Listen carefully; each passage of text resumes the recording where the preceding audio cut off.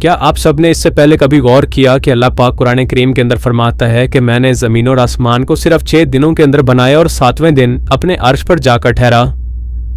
اسلامی تعلیمات میں ایک ہفتے کے 7ویں دن یعنی جمعہ کو یوم السبت کہا گیا، یعنی سب سے برکت والا دن، اور باقی دنوں کا سردار۔ حرم کعبہ یعنی اللہ کے گھر کا طواف کرنے کا حکم بھی 7 مرتبہ دیا گیا اور 7 مرتبہ صفا و مروہ پہاڑی کے چکر لگانے کا حکم بھی دیا گیا ہے۔ حج کے دنوں میں شیطان کے ہر ایک علامتی پلر کو 7 کنکریاں مارنے کا حکم دیا گیا ہے۔ سورہ فاتحہ، جسے قرآن کریم اور توحید کی بنیاد کہا جاتا ہے، اور یہ اتنی اہم ہے کہ دن میں 5 مرتبہ نماز پڑھتے وقت مسلمان ہر رکعت کے اندر اسے پڑھتے ہیں، اور اس کے اندر کل 7 آیات ہیں اور 21 حروف، جو 7 اور 3 کا ملٹیپل ہیں۔ 7 سال کے بچے کو ہر صورت نماز پڑھانے کا حکم دیا گیا ہے۔ جنت اور جہنم کے دروازے 7 ہیں، ان کے 7 درجے ہیں۔ سورہ الطلاق آیت 12 کے اندر ارشاد ہوتا ہے کہ اللہ نے 7 آسمان اور انہی کے برابر 7 زمینیں بنائی جس کے اندر اس کا حکم اترتا ہے۔ اس کے علاوہ اللہ نے زمین پر اور 7 مضبوط آسمان یا پھر آسمان کی تہیں بھی بنا دی ہیں۔ حضرت یوسف علیہ السلام کے دور کے فرعون مصر کو خوف کے اندر 7 موٹی اور 7 دبلی پتلی لاغر گائیں دکھائی گئی تھی، اور قوم عاد پر اللہ نے 7 راتیں اور 8 دن تک عذاب کی آندھی کو چلائے رکھا۔ یہی نہیں بلکہ زمین پر بھی رینبو کے اندر 7 بیسک کلر ہیں جن سے باقی رنگ بنتے ہیں، اور اس کے ساتھ ساتھ میوزک کے بھی بیسک 7 سر ہوتے ہیں۔ زمین پر 7 پر اعظم ہیں اور 7 ہی سمندر کے موجود ہیں۔ آخر نمبر 7 کے اندر ایسی کیا خاص بات ہے کہ یہ قرآن کریم کے ہر ایک اہم واقعے کے اندر اور دنیا و کائنات کی بناوٹ کے اندر ہمیں ہر جگہ پر دیکھنے کو اور سننے کو ملتا ہے۔ یقیناً اس نمبر کے اندر کوئی نہ کوئی ایسا راز چھپا ہوا ہے جسے ہم لوگ ابھی تک نہیں جانتے۔ بالکل ایسے ہی جیسے ہم نمبر 7 کو اسلامی تعلیمات سے لے کر زمین و آسمان کی ہر ایک ترتیب کے اندر دیکھتے ہیں، مگر اب تک یہ نہیں جانتے کہ اس کے پیچھے خاص وجہ یا میتھمیٹیکل لاجک دراصل ہے کیا۔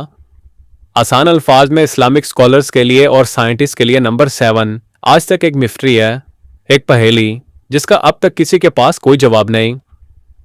شاید اب تک ہم انسانوں کا دماغ اتنے ایڈوانس لیول پر نہیں جا سکا کہ اس کی گہرائی کے اندر اتر سکے، پر یقیناً مستقبل کے اندر ہم انسان اس کے متعلق کوئی نہ کوئی کھول تو ضرور لگا لیں گے، کیونکہ اللہ تعالیٰ خود یہ چاہتا ہے کہ ہم اس کی کائنات پر غور و فکر کریں اور اس کی ترتیب پر غور کریں تاکہ اس کی ذات کو پہچان سکیں۔ اس لیے وہ بار بار انسانوں کو دعوت دیتا ہے کہ ہم نے دنیا و کائنات کے نظام کے اندر دن اور رات کے بدلنے کے اندر نشانیاں رکھی ہیں، مگر صرف اور صرف عقل والوں کے لیے۔ پھر فرماتا ہے کہ ایک نظر اٹھا کر اس کی کائنات کو دیکھو تو تمہیں اس کے اندر کوئی خامی نظر نہیں آئے گی، یہ بالکل پرفیکٹ ہے، بالکل اللہ کی ذات کی طرح۔ قرآن کریم علم کے علاوہ نمبرز کی ترتیب کے لحاظ سے بھی ایک معجزے سے کم نہیں ہے۔ مثال کے طور پر اگر آپ پورے قرآن کا مطالعہ کریں تو لفظ سزا 117 بار رپیٹ ہوا ہے، جبکہ لفظ معافی 234 بار۔ اسی طرح سے اللہ تعالیٰ قرآن کریم کے اندر حضرت محمد صلی اللہ علیہ وآلہ وسلم سے قرآن پاک کے اندر فرماتا ہے کہ کہو، یہ کہو کا لفظ 332 مرتبہ رپیٹ ہوا ہے، یعنی 332 ٹائمز، اور اس کے جواب میں لفظ انہوں نے کہا بھی 332 مرتبہ رپیٹ ہوا ہے۔ حیرت انگیز طور پر لفظ دنیا اور آخرت کی زندگی دونوں 115 مرتبہ رپیٹ ہوئے ہیں۔ شیطان اور فرشتے دونوں کا ذکر پورے قرآن کریم کے اندر 88 یعنی 88 ٹائمز کے اندر ہوا ہے۔ یہ کیسے ممکن ہے؟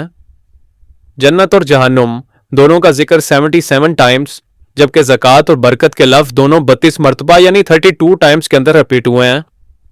یہی نہیں بلکہ موسم بھی، سردی اور گرمی کی صورت دونوں 5 مرتبہ پورے قرآن پاک کے اندر بیان ہوئے ہیں۔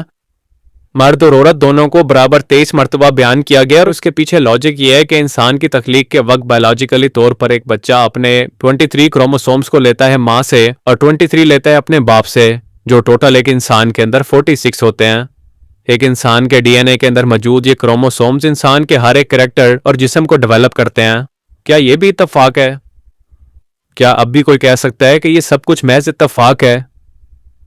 اس کے علاوہ قرآن کریم کے ایسے بے تحاشا معجزات موجود ہیں جو کہ اس کتاب کو اللہ کا کلام اور اس کائنات کو اس کی تخلیق ثابت کرتے ہیں، مگر صرف عقل والوں کے لیے ان میں نشانیاں ہیں۔ باقیوں کے لیے جن کی آنکھوں پر پٹی اور ان کے دلوں پر مہر ہے، ان کے لیے یہ سب کچھ صرف ایک اتفاق ہے، جیسا کہ ان کا دنیا میں آنا۔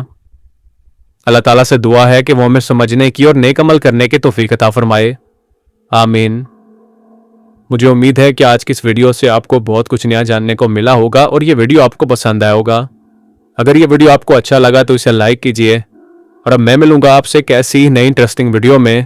تب تک کے لیے اپنا بہت سا خیال رکھیے گا۔ Thank for watching this video. اللہ حافظ۔ ویڈیو کو دیکھنے کا بہت شکریہ۔